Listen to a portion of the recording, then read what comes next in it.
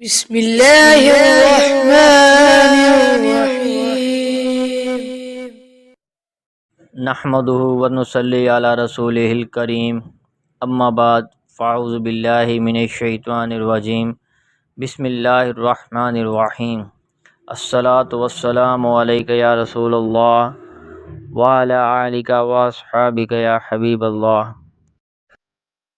سورہ البقرہ کی آخری دو آیات آمن رسولہ سے آخر تک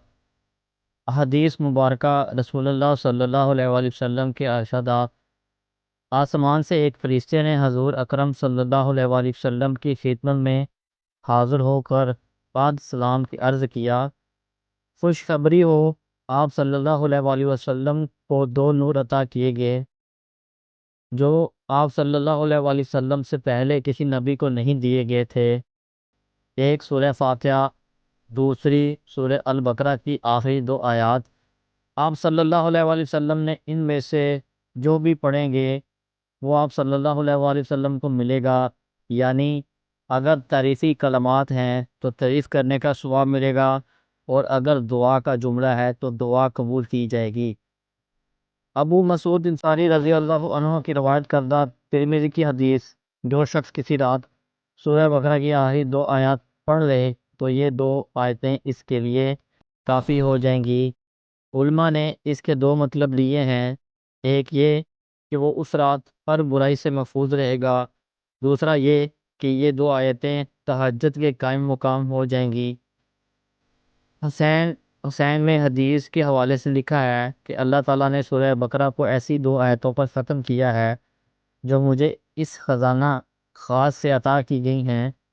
جو عرش بری کے نیچے ہے، لہٰذا انہیں سیکھو اور یاد کر لو، اور اپنے گھر کی عورتوں اور بچوں کو بھی سکھلاؤ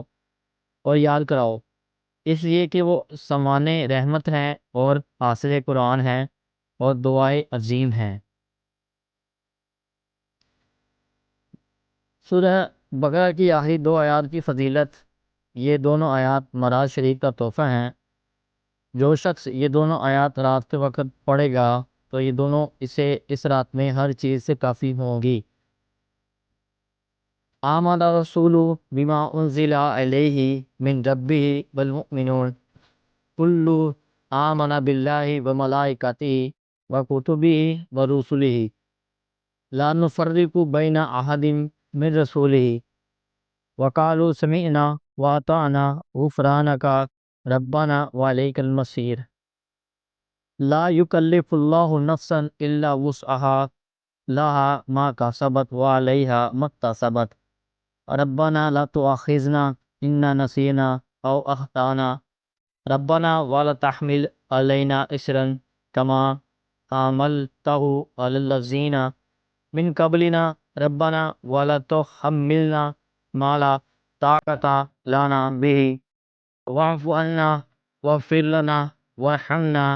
انت مولانا فانصرنا على القوم الكافرین۔